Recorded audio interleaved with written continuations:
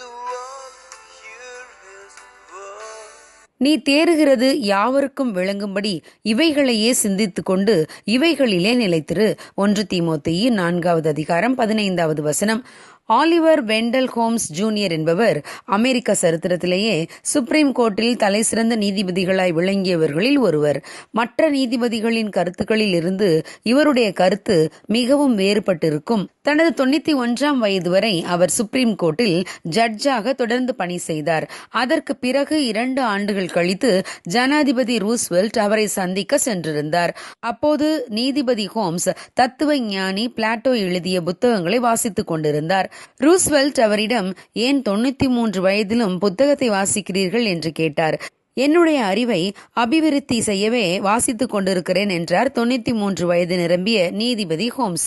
ஆம் பிரியமானவர்களே, நம்முடைய வாழ்விலும் எத்தனை வயதானாலும் நம்முடைய வளர்ச்சியை நாம் ஒருபோதும் நிறுத்திவிடவே கூடாது.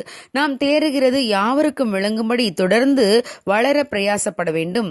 நம்முடைய ஆவிக்குரிய வாழ்விலும் ஒருபோதும் நாம் திருப்தி அடைந்துவிடக் கூடாது. திருப்திதான் வளர்ச்சியின் எதிரி. பவுல் அப்போஸ்தலன் தீமோத்தேயுவுக்கு எழுதிய நிருபத்திலே, நான் வரும் அளவும் வாசிக்கிறதிலும் புத்தி சொல்கிறதிலும் உபதேசிக்கிறதிலும் ஜாக்கிரதையாயிரு. நீ தேறுகிறது யாவருக்கும் விளங்கும்படி இவைகளையே சிந்தித்துக் கொண்டிரு என்று புத்திமதி கூறினார்.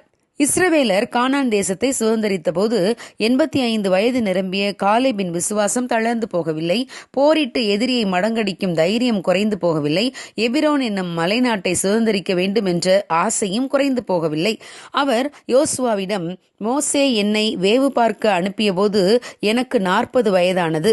இப்பொழுது எனக்கு வயது 85. யுத்தத்திற்கு போக்கும் வரத்துமாய் இருக்கிறதற்கு அப்போது எனக்கு இருந்த பலன் இப்போதும் எனக்கு இருக்கிறது. ஆகவே ஏனாக்கியர் குடியிருக்கிற எபிரோன் மலைநாட்டை எனக்கு தாரும். கர்த்தர் என்னோடு இருப்பாரானால் கர்த்தர் எனக்கு சொன்னபடி அவர்களை துரத்தி விடுவேன் என்றார். அதே போல ஏனாக்கியரை துரத்திவிட்டு எபிரோனை அவர் சுதந்திரித்துக் கொண்டார். ஆம் பிரியமானவர்களே, தேவ பிள்ளைகளாகிய நம்முடைய வாழ்விலும் தேவ பலனும் விசுவாசமும் நம்பிக்கையும் வேத அறிவும் வளர்ந்து கொண்டே இருக்க வேண்டும். இவைகளில் தேறுவதை நாம் ஒருபோதும் நிறுத்திவிடக்கூடாது. நீதிமொழிகளில் நாம் வாசிக்கிறதை போல நம்முடைய வளர்ச்சி பாதை நடுப்பகல் வரைக்கும் அதிகமாய் பிரகாசிக்கிற சூரிய பிரகாசம் போல இருக்க வேண்டும். ஆவிக்குரிய காரியங்கள், ஆத்துமா அறிவை அடைவது, சரீர பிரகாரமான காரியங்கள், இவைகளில் நாம் வளர்ந்து கொண்டே இருக்க நமக்கு ஒரு வாஞ்சை வேண்டும். ஆகவே வயதை பொருட்படுத்தாமல் தொடர்ந்து வேதத்தை வாசிப்பதிலும் புத்தி சொல்வதிலும் தேவனுக்கு அடுத்த காரியங்களிலும் வளர்ந்து பெருகுவோம். God bless you. Have a blessed day.